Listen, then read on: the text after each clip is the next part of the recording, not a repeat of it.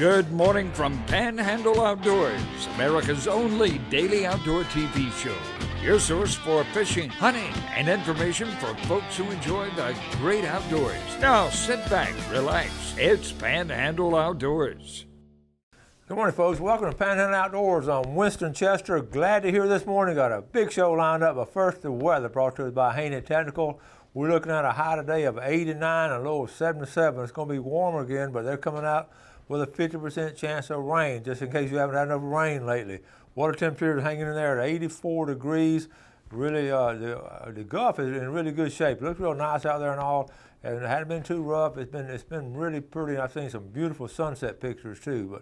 But moving on with the river reading, check this out now. We talked about these Apalachicola is still actually it's going to start dropping out a little bit more. We got a little bit of a drop to it. It'll be good bass fishing for this weekend. We're looking at a 5.6 at reading at Bluntstown. Now check out the Choctawhatchee at Caryville. It is doing that quick drop. And it's peaking out last night, really high at about 9.2 is reading right at 10 foot. But it's going to have a fast drop to it this weekend. So it's going to be a lot of movement right there. So that's a pretty fast, steep drop right there. But that's very reflective of what we have. But if we get some more rain today now, it could change tomorrow. So we'll get a final reading for the weekend, maybe next day or two. Marine forecast will be west-northwest at about 5 to 10. Real good seas lately. It's just been really, really smooth out there compared to what we've had in previous weeks before this. So if you have a chance to get out, it's some good times. We've had some between the rain, if you get, we've had some little windows of really good fishing opportunity, but I won't get too far off. But it is, again, like I say, 50% chance of rain today, and just unsettled pattern we've had, and hopefully it's going to straighten on up pretty soon. So let's take our break. I'm going to come back and talk to Sea Quarters Marina when we get back. All right, welcome back, folks. Glad you're with us this morning. On the phone now, we have called down to Sea Quarters Marina, one of our big sponsors down there. A really good group of folks down there. Have Monty on the phone. Good morning. Good morning. Hey, listen, you've got a big kids tournament coming up Saturday. A kids, just a big festive occasion. Tell us about what's coming up. Okay, we've got a tournament this Saturday for kids 16 and under. The first 125 get a T-shirt, a hat, a pole, and bait. It's, like I said, it's got the categories are speckled trout, catfish, black sea bass, croaker, flounder, pinfish, Spanish mackerel, and ladyfish. Wow, that's a huge category. That is awesome. Now, what time will the weigh-in be? The weigh-in will be about 4 o'clock. And that's 4 o'clock Eastern time. Yeah, and then we'll have hot dogs and watermelon and drinks for them after that. It just don't get any better than that. And right now we got 171 of them registered. You got to be kidding! 171 people. Yes, sir. Now folks, that's what you call a kids tournament right there. So we're going to try to get down. We're getting more and more every day too. That's awesome. That is awesome. We're going to try to get down there and film some of that. That's just a festive occasion. Well, that'd be great. We'd really appreciate it. Okay, listen. Let me ask you this. Now, what's biting down there for the regular fishermen, real quick? They've been catching some trout and some redfish. Okay. All right. We've had so much fresh water in the river, though, it's been a little dicey. Yeah. Y'all getting a lot of rain down there? Yeah, we've been getting rain about every day. Yes, today looks like it's going to be a good day, though. Okay. Well, listen, I appreciate talking to you, and we'll hope to see you Saturday. We'll look for you. All right. Thank you, Monty. Bye-bye. All right. All right, folks, and we have all kinds of little kids activities going on throughout the Panhandle. That one is when you already got 171 registered ahead of time. That's awesome right there. And you're not talking about a big old metropolis like Panama City or Tallahassee. You're talking about Caryville. And those folks down there, they take their outdoors serious. And I've told you before, that is the last fishing village in Florida. And no condos, anything down there. It's just a special place. You know how I talk about a lot, how much I love going down there. So I think we may just take a road trip on Saturday and get one of those hot dogs. Okay, let's move on. Got some pictures here. Let's check it out. Let me see where we are. Okay. All right, here we'll start off with this one. Okay, I hope you enjoyed my sense of humor early in the morning. I do. So the older you get, the tougher it is to lose weight, because by then your body and your fat are really good friends. All right, here's one of our good loyal viewers, Joel King. And a lot of y'all know Joel. Look at that nice red snapper. Joel lives up there. Goes to High Point Boat Landing. Watches the show a lot. He calls me, and we had some good conversations. Good job, Joel King. All right. This has nothing to do with outdoors, but it does if you're pulling a boat trailer, which I've done. Check this out now. This is Highway 231, and if I'm coming from Southport headed to Howard Creek, I'm coming down Titus Road. Y'all see Titus Road right there on the left side of the screen, and then we're trying to get on Highway 231. Folks, it is nearly impossible to get on there with a boat trailer. It's really hard to get on there normally with that 231 traffic. On the right-hand going north-south, you see Star Avenue. So everybody's trying to get to Star Avenue, and that is a really risky place. You have to pull out to the median. If you got a boat behind you, it is hard to do. And some folks have come up with this solution. Check this out. See the dotted line? Oh, you see the red light on 231. Why couldn't the DOT just go right behind that little pizza place right there, go right behind that pizza place and pay for the right-of-way, pay the folks for their land, just like we do everything else, and go and then be able to stop at that red light? Is that not a good common sense approach?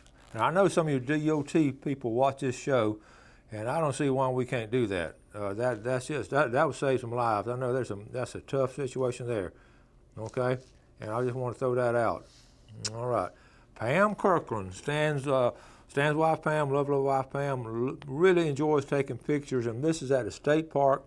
Check this out. This is, when you look at outdoor photography, you look at the, it's sort of fine-tuned as far as the focusing and how the category is set up as far as, you look at that.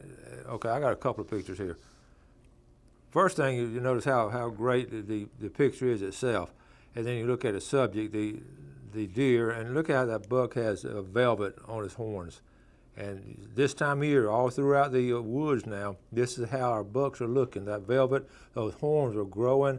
They're getting a lot of protein and all this time of year. They're eating a lot, and they're growing. But what a great picture. Here's another couple of pictures of it. Okay, Pam does a good job. Then, of course, the sunrise, looking back toward the sunrise, back toward Panama City from the kiddie pool. Okay, and it's good photographer now. They do early and they do late. And this is they got a rain cloud on the Panama City beach right there. Good job, Pam Kirkland, and she enjoys taking pictures and does a good job with it. You're a Floridian if you can pronounce these. Okay, most of these are the rivers and all. Okeechobee, Kissimmee, Withlacoochee, Weehawken, Okefenokee, Wauchula, Thonotasa. I think I mispronounced it. Thonotosasa, okay, Chattahoochee, Choctawhatchee, Ocoee, and Micanopy. I know all of those except two of them, okay? That's some Native American names on our rivers and communities. And we just talked to them on this. Again, that's a category: speckled trout, catfish, black sea bass, croaker pigfish, flounder, pinfish, Spanish mackerel, and ladyfish. And a free hot dog and rod and reel and all. And then later on, we're going to talk about a kingfish shootout coming up later. But let's get the kids tournament out of the way. Then we're going to talk about the big kingfish tournament I got. Okay? All right, let's take a quick break and we'll be right back.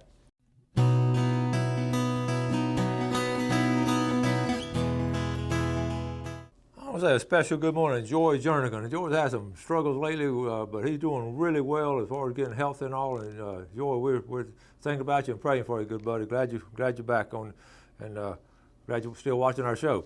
I went Tuesday night. Went out to hear Mark Coward. Check this out. Mark did a good job in the presentation right there. And there's a crowd. I got a couple of shots of the crowd. Here's the crowd. Let's see.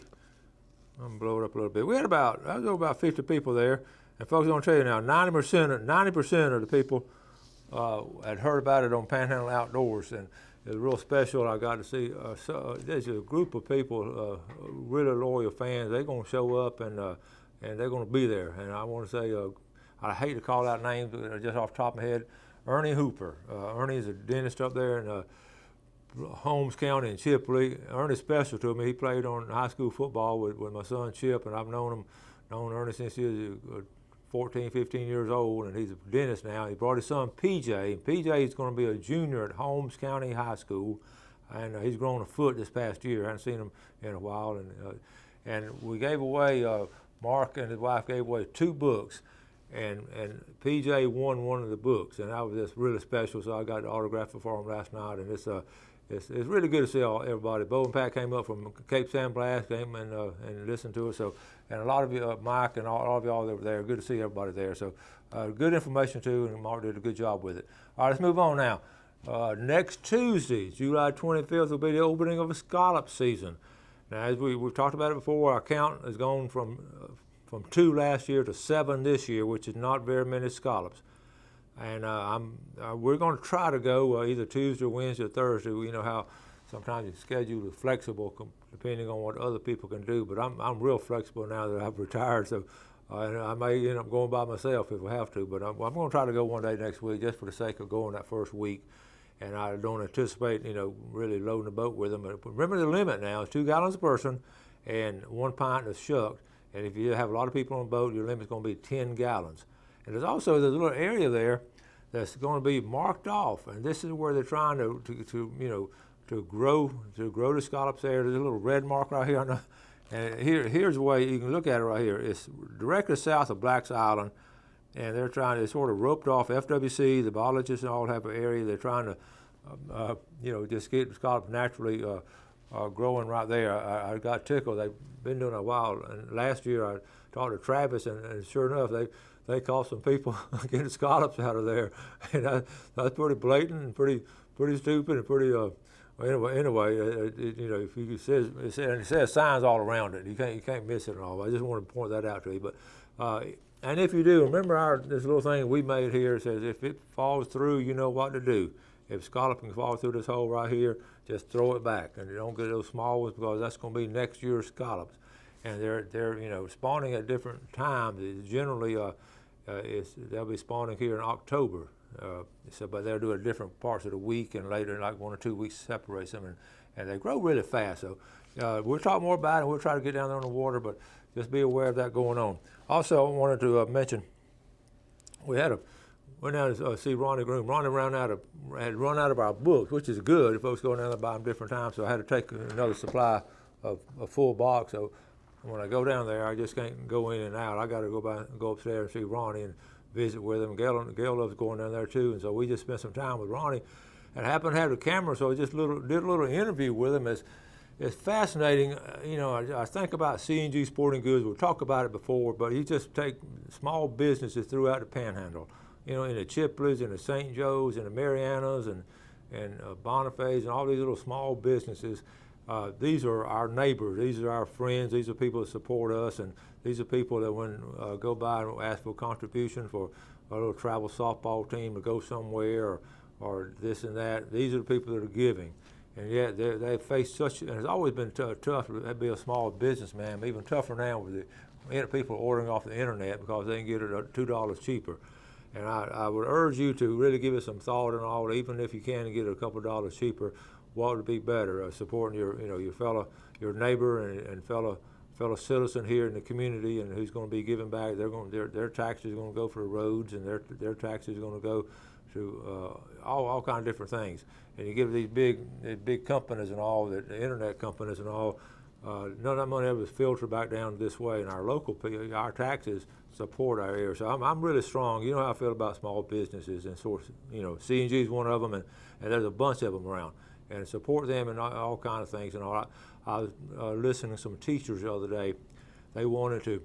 There's always been some kind of little teacher supply store somewhere in Bay County, in either east side of town. Been one in Lynn Haven for a while, but what happened? They've just gone out of business. They could not compete with people ordering online, and it was so sad because I knew some of the people doing it. They're hardworking ladies. They had a little business going. It was so great for teachers to go in and pick this out for the classroom, pick that out for the classroom, but now you have to go online and do it. It's a little sad to me to see that kind of stuff happening, but I know it's part of our society now. But I just feel real strong about small businesses, and I every now and then we'll order stuff off the internet, but I'm not going to order it if I can get it at a reasonable price locally through, say, a Ronnie Groom. I'm not going to go up somewhere else and get it. That's the way I am. So anyway, so I had a camera. I did a little short interview with Ronnie while we're down there. We're going to go down there next month and do a show down there like we did before when we're getting closer to dove season and all that, which won't be long away. So let's watch this little interview with Ronnie. All right, folks, down here to C&G Sporting Goods, one of our favorites, Ronnie Groom. Hey, Ronnie. Hey, buddy, good to see you today. I just haven't done here. I got to just come down here and get my fix and walk around the store. It Builds you up. It really is fascinating. This store, Yeah. of course, we know the history of it. We'll talk about all that later on. But I just ordered doing a midsummer check with you. What's been going on? What kind of summer we've been having? Well, it's been wet. Yeah. You know, the river's up and down, but the good fishermen are still catching a lot of fish down there, you know. Yes, they are. Yeah, it's still good. What about you talking to any bay fishermen? They've been doing pretty good Yeah, down here. yeah, they've been catching redfish good, you know, and even offshore they've been catching some good fish. If you catch a good weather, you know, that's the only thing. So try to stay dry. Okay, here in the Panhandle, an outdoorsman, you know, it's sort of we catch our breath sort of in July because you know a lot of things, but we're getting ready, we're getting geared up and all with some good stuff coming around the corner. That's right. You know, the hunting season's coming in It'll close, be here before you know it. and it's time now to get out and get ready. We'll talk about food plots and all that. Have y'all doing anything with yours yet, or are you gonna wait a little? We usually wait to the end of this month, first next month, and get things going. But different people do it different ways. Yeah. You know, there's no really right way. The way it works for you is the way to do it. Yeah. Well, you know, that's gonna be right around the corner. Yeah, it's really gonna be is. here before you know it. It's time to start, getting your feeders up and Yeah. food plots planted. And what about cameras and all? You want to still be checking your now, cameras? really, you'd be amazed how large the deer's horns are already. Mm-hmm. They've had a lot of rain, so that produced a lot of food for them, and they're in good shape, and it's really looking good for this fall. They're healthy, aren't they? They're They healthy. really Yeah. are. Looks good. What about a coyote problem? You still hearing some good bit on coyotes? Yeah, there's still, we got plenty of them, and I don't know. They've been used to offer a bounty on them out west for years and years, and it didn't do a thing for them. Yeah. They're so smart. You just have to learn to live with them. They really are smart, aren't Yeah, yeah. What's your plans for this fall? You gonna hunt anywhere particular, or just on the same? Yeah, I got a couple places. Take the kids and grandkids and get out and have a good time. All right. We're down here at C&G, and y'all come by. Y'all got you got a store full of stuff. We ready. We're gonna just swing. You need a few more deer mounts, I think. Look at that. We're gonna show some of these mounts real quick. Thank you, Ronnie, so much. Yes, sir, buddy. All Good right. to see you.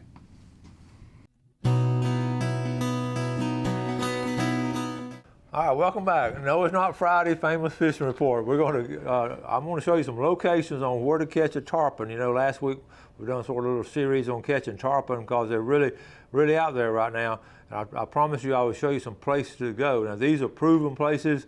I know guides that fish for them personally, and I've had friends that catch a lot of them too.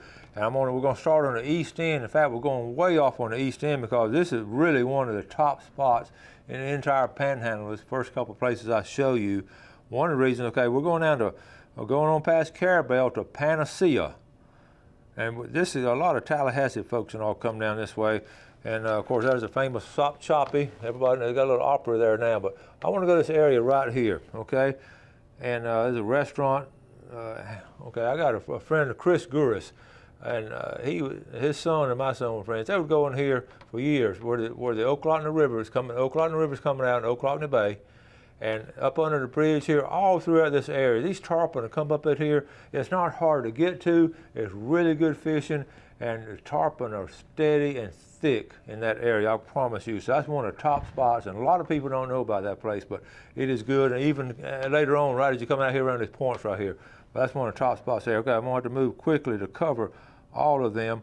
And then we're coming on into Carabel, and there's Lenark Village, and here's Dog Island. Okay, here's Dog Island, here's Carabel. Coming out here, tarpon fishermen like to gather some guides to come in here, right in here, and now they'll come in Apalachicola Bay, but that's one of the top spots right around Dog Island, right in here, and then right on this side here, according to where the wind is. They're going to get either side of there according to the wind. A lot of times they're going to anchor out or they're going to drift. Let's move on into St. George Island. And of course, Apalachicola Bay has some really good tarpon fishing all through here. But one of the top spots again, you got to understand the tarpon going to be coming along, and they're going to turn in here, and coming out of Indian Pass and all right here, and then the old pass right here, and the Bob Sykes Cut. The tarpon guides going to come right here out of Bob Sykes and fish right in here. They're going to fish right here, okay, and then they'll come down here to Indian Pass. and tarpon fishing in the past. Now back in here is not going to be good tarpon fishing. Got too many oyster shells and all. But come out, you can put your boat in right here and come out here again according to what the wind is doing, and you can fish either here or come fish off the point here. Now one of the top spots of all in the whole area is two places. These next two places, of course, right here on the tip of the peninsula. These guys, in fact, we were coming in not too long ago, and I looked over there a couple of boats, and they were filming an outdoor show. A guy was fly fishing for tarpon. I won't name the show, but this is where they were, right here. And it's a beautiful area, especially in the morning and all, when the waves is really clear. So this, if you want to go where the guides are, where the TV shows go, that point right there for tarpon fishing. Okay, and moving on up here again, and probably the next biggest spot will be right here at Crooked Island Sound. These tarpon love coming in this area right in here. A lot of sharks in here too, but tarpon is very strong fishing right through here. Now I'm telling you, these are the spots to go tarpon fishing, and I can promise you they're going to be there. Moving on down now, it starts getting crowded, and from here on westward, it starts getting crowded, and again, they're very spooky. Keep this in mind. These tarpon, they don't get really big by just making dumb mistakes. They're spooky, and that's why these other places on the east end, that's why they're so productive, because there's simply not that many people fishing. Of course, outside of our pass here on Shell Island, the same place you go pompano fishing, and then as you go westward, along the beaches over here, you can just find some spots, but you got a long run there if you go to a small boat, and all the way on through here. And coming out of Destin Pass again, that's pretty busy in there, but you can get on up in here where not a lot of folks, and some of the guides here go tarpon fishing right up here. And then over in Navarre, I got some friends in Navarre, and they don't do much in the pass, but they'll go out here they'll fish off the pier, Navarre Pier, and also they're catching them right now today off the Panama City Beach Pier and the County Pier. And of course, they're just making runs and all. But anyway, that's the top spots of where to catch tarpon here in the Florida Panhandle. And you see time and time again, the same people, the same guides, the same tarpon fishermen going to these same spots. And I just showed you some really good ones, I promise you. So anyway, I got to wrap it up. Thank you all for watching Panhandle Outdoors. We got a big show tomorrow. Do something good for your fellow man. Have a great day, and God bless. Thanks for watching America's only daily outdoor TV show, Panhandle Outdoors with Winston Chester, featuring hunting, fishing, and other activities and information to help you enjoy the great outdoors. Join us next time for Panhandle Outdoors.